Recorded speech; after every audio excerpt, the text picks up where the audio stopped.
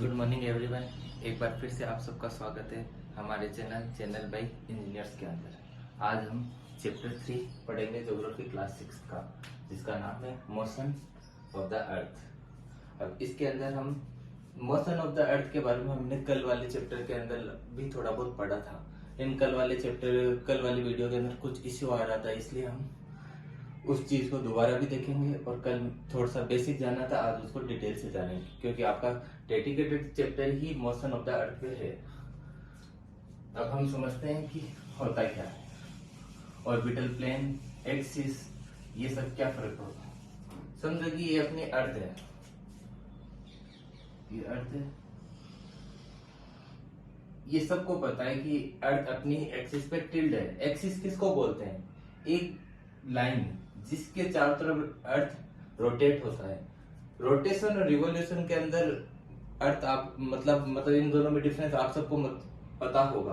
Rotation क्या होता है? जो अपने एक्सिस, ये क्या है? एक्सिस के चारों ओर रोटेट करती है, तो उसको क्या बोलते हैं? रोटेशन।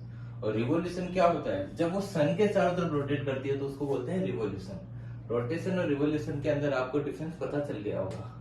अब समझो कि ये है अर्थ है, ये इसका एक्सिस है जिसके चारों तरफ अर्थ क्या कर रही है? रोटेट कर रही है। अर्थ जिस एक्सिस पर रोटेट करती है, मानो कि ये अर्थ है और मैं इसके मिडल में एक डायमीटर खींच देता हूं। डायमीटर जो कि क्या है? एक हॉरिजॉन्टल प्लेन है। हॉरिजॉन्टल प्लेन खींचा मैंने, जिस पे इसको क्या करा? दो भागों में डिवाइड कर दिया अर्थ को। जो हॉरिजॉन्टल प्लेन से जो एंगल बनता है, ये क्या एंगल है? ये एंगल किसके पे बन रहा है? एक्सिस का किस पे बन रहा है? ऑर्बिटल प्लेन पे। एक्सिस से ऑर्बिटल प्लेन पे जो एंगल बनता है, इस एंगल को बोलते हैं 450 डिग्री एंगल होता है ये। और जो वर्टिकल एक्सिस होती है, मैं एक वर्टिकल एक्सिस कहता हूँ।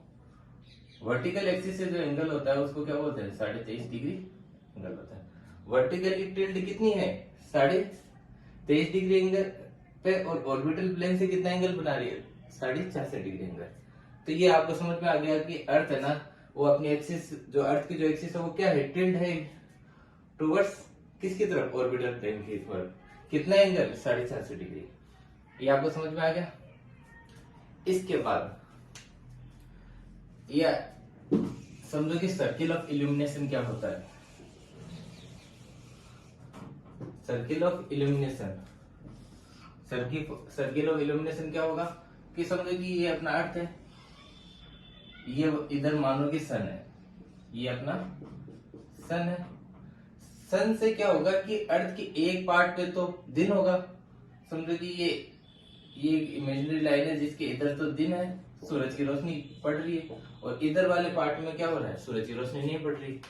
तो ये जो लाइन या ये जो सर्किल, एक लाइन क्या सर्किल ही होगा ना, इस सर्किल से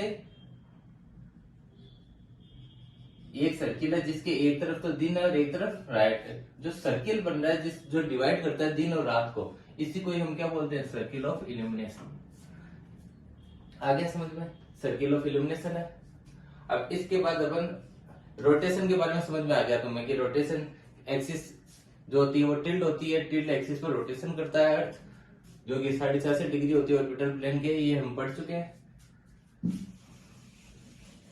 इसके बाद हम समझते हैं रिवॉल्यूशन, जो कि बहुत ही इंपॉर्टेंट टॉपिक है अपना। अब रिवॉल्यूशन किस तरह? रिवॉल्यूशन का मतलब क्या हुआ? सन के चारों तरफ अर्थ क्या कर रही है? रोटेट कर रही है।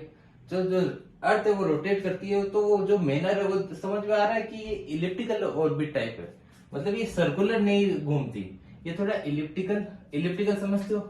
अंडे वाला शेप, ये अंडे वाले शेप में रोटेट करती है। ये अंडे वाले शेप में रोटेट करती है। अब अर्थ क्या कर रही है? अर्थ एक तो सन के चारों तरफ भी घूम रही है और एक अर्थ अपने एक्सिस पे भी घूम रही है। ऐसे करके डबल हो रहा है, रोटेशन भी हो रहा है और रिवॉल्यूशन भी हो रहा है। अब इससे क्या होता है? जब सन के चारों तरफ अर्थ रोटेट होती है तो इससे क्या होता है? सीजन बनते हैं। सीजन से यानी मौसम, अलग अलग मौसम बनते हैं। जो आपने सुना होगा कि सर्दियां, अपन बोलते हैं कि सर्दियां आ गई, गर्मियां आ गई, पतझड़ आ गया। तो ये सब क्या है? ये सब सीजन है, यानी मौसम है। कितने तरह के सीजन होते हैं अपने इंडिया में? स्प्रिंग, समर, विंटर और ऑटम, ऐसे करके अपने इंडिया में 4 सीजन्स होते हैं। ये 4 सीजन्स का रीजन क्या है? रिवॉल्यूशन, न कि रोटेशन। रिवॉल्यूशन की वजह से सीजन्स बनते हैं। ये समझो कि अर्थ सन के चारों तरफ जो घूम रही है तो इसके से क्या होगा? सीजन्स बनते हैं। अर्थ अपना एक पूरा चक्कर सन के कितने दिनों में लगाता है? 365 एंड 1/4 डेज के अंदर। और अपना एक साल कितने दिनों का होता है? 365 दिन का। तो हम क्या करते हैं? 1/4 4 ईयर्स के एक साथ जोड़ के क्या करते हैं? एक दिन बढ़ा देते हैं 366 डेज। कब? लीप ईयर के अंदर। लीप ईयर का कॉन्सेप्ट समझ में आया कि हर 4 साल में एक लीप ईयर क्यों आता है? क्योंकि हर दिन में हर एक रिवॉल्यूशन में कितने घंटे बच जाते हैं? 6 घंटे। 1/4 डेज यानी 6 घंटे। 6 घंटे हर रिवॉल्यूशन में बचते हैं। जब 4 रिवॉल्यूशन में क्या होता है? एक डेज कंप्लीट हो जाता है तो वो डेज अपन क्या करते हैं? जोड़ देते हैं लीप ईयर्स में। मतलब 4th ईयर के अंदर जोड़ देते हैं, जिस ईयर को अपन क्या बोलते हैं? लीप ईयर बोलते हैं। इसी प्रकार लीप ईयर का कॉन्सेप्ट भी समझ में आ गया। लीप ईयर हो गया। अपन ने रिवॉल्यूशन देख लिया कि इलेप्टिकल ऑर्बिट में होता है। अब रिवॉल्यूशन से अपन ने अभी समझा कि इससे सीजन्स बनते हैं। सीजन्स के अलावा सीजन्स किस तरह बनते हैं वो समझते हैं। अपन अपने नॉर्थन हेमिस्फीयर, अपन कल जैसा कि अपन पढ़ चुके हैं कि जो अपन इंडिया है, भारत है, वो कहाँ पे है? वो नॉर्थन हेमिस्फीयर में है। तो अब नॉर्थन हेमिस्फीयर के हिसाब से सीजन पढ़ते हैं ताकि आपको समझ में आएगा, इजीली कनेक्ट भी कर पाओगे और समझ में भी आएगा कि कैसे बनता है।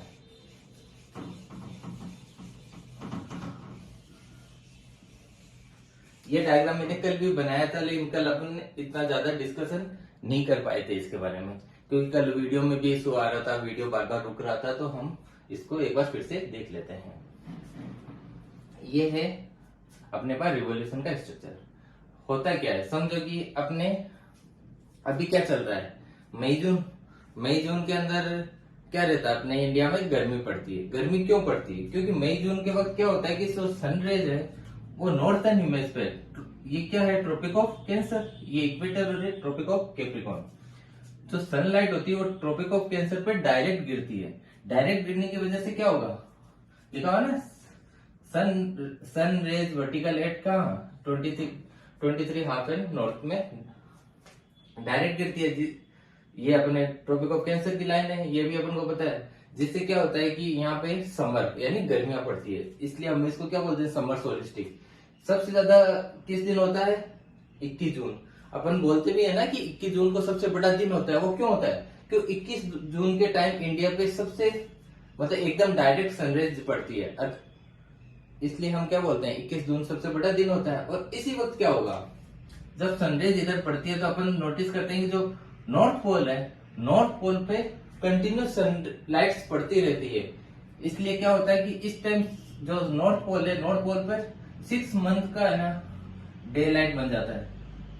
मतलब 6 महीने तक वहां दिन रहता है। और जो साउथ पोल होता है वहां पे क्या होता है? 6 महीने की रात बन जाती है। सुना होगा कि 6 महीने के दिन 6 महीने की रात होते हैं, वो इसी तरह होते हैं। क्योंकि हो क्या रहा है यहाँ पे, जो नॉर्थन हेमिस्फीयर में ट्रॉपिक ऑफ कैंसर पर डायरेक्ट सनरेज पड़ रही है, जिसकी वजह से क्या होगा कि जो साउथर्न हेमिस्फीयर है इसमें डार्क हो जाएगा और इसमें पूरी तरह दिन हो जाएगा। वन पार्ट समझ में आ गया। अब जैसे जैसे रिवोल्यूशन आगे बढ़ता है तो देखते हैं कि सितंबर आया। सितंबर में क्या होता है? ऑटम समझते होगी कि इसके बाद क्या होगा? बारिश होती है। बारिश के बाद पतझड़ आ जाती है। तो पतझड़ में क्या होता है? पतझड़ में पत्ते निकालने, जो पेड़ पौधे होते हैं वो अपनी पत्तियां छोड़ने लगते हैं, पीली पड़ जाती है। नीम वीम की पत्तियां आपने देखा होगा। तो ऑटम के टाइम क्या होता है कि सनरेज डायरेक्ट गिरती है कहां पे? इक्वेटर पे। इक्वेटर पे सनरेज डायरेक्ट गिरती है। इक्वेटर पे सनरेज डायरेक्ट गिरेगी तो क्या होगा? जो मिडल पार्ट है वहां पे डायरेक्ट सनरेज गिरने से क्या होगा कि मिडल पार्ट पे ज्यादा सनरेज आएगी। सनरेज ज्यादा आएगी तो बताओ, सनराइज ज्यादा आएगी तो क्या होगा? इससे क्या होगा कि यहाँ पे गर्मी भी ज्यादा पड़ेगी। गर्मी ज्यादा पड़ेगी तो वाष्पीकरण ज्यादा होगा। वाष्पीकरण ज्यादा होगा तो रेनफॉल ज्यादा होगा। रेनफॉल ज्यादा होगा तो क्या होगा? पेड़ पौधे ज्यादा होंगे। और पेड़ पौधे ज्यादा, अपन को पता है कि इक्वेटर पर सबसे ज्यादा जंगल पाए जाते हैं, जो कि अमेजोन के जंगल जो भी अपन पढ़ते हैं वो कहाँ पे सब? इक्वेटर भी तो है, तो इस तरह भी तुम समझ सकते हो। इसके बाद क्या आता है, पतझड़ के बाद अपने कौन सा मौसम आता है, पतझड़ के बाद अपना आता है विंटर। विंटर यानी सर्दियां, सर्दियां पड़ती है। सर्दियां क्यों पड़ती है, क्योंकि जो सनरेज होती है वो डायरेक्ट वर्टिकली कहां पे होती है, ट्रॉपिक ऑफ कैप्रिकॉर्न पे, मतलब अपने साउथर्न हेमिस्फीयर पे डायरेक्ट गिरती है। तो नॉर्थर्न हेमिस्फीयर पे क्या होगा, सनराइज तिरछी गिरेगी, डायरेक्ट नहीं गिर पाएगी। तिरछी गिरेगी तो उनसे क्या होगा, उनकी इंटेंसिटी कम होगी। इंटेंसिटी कम होगी तो यहाँ पे क्या पड़ना स्टार्ट हो जाएगी, नॉर्थर्न हेमिस्फीयर में सर्दियां पड़ना स्टार्ट हो जाएगी। तो अपन जानते हैं जैसे 22 दिसंबर के आसपास क्या रहती है, मैक्सिमम सर्दी रहती है। और अपन बोलते भी है ना कि 22 दिसंबर को सबसे छोटा डे होता है और 21 जून को सबसे बड़ा डे होता है। वो कैसे होता है, क्योंकि 22 दिसंबर को क्या होगा, सबसे छोटा दिन, वो सबसे छोटी दिन होगा और सबसे लंबी रात होती है, ये भी अपन जानते हैं। इसके बाद जैसे जैसे रोटेशन आगे बढ़ेगा, फिर मार्च आएगा। मार्च के अंदर स्प्रिंग आता है। मार्च में क्या होता है कि सनरेज होते हैं वो वापस कहां पे पैरेलल गिरती है, पैरेलल यानी वर्टिकल गिरती है कहां पे, इक्वेटर पे। इक्वेटर पे वर्टिकल गिरेगी और वापस वही वापस होगा कि अब वर्टिकल देखो, सनरेज कैप्रिकॉर्न पर एक बार गिरी वर्टिकल, सनरेज कैंसर पे एक बार गिरी, लेकिन इक्वेटर पे एक साल में 2 बार डायरेक्ट गिरती है। इसलिए इक्वेटर पे सबसे ज्यादा पटाता पड़ने की रेनफॉल ज्यादा होता है। इक्वेटर पर जंगल वगैरह इक्वेटर पर ज्यादा होती है। नदियां जैसे नाइल रिवर है, नाइल रिवर भी कहां पे, इक्वेटर पर है। तो इक्वेटर पर सबसे ज्यादा मौसम ऐसा रहता है। बस यही था इसमें बेसिकली, आपको आई थिंक समझ में आ गया होगा। और कोई इसमें इश्यू हो तो आप मुझे बता सकते हो कमेंट बॉक्स में और हम इसमें सुधार करेंगे। ठीक है, धन्यवाद।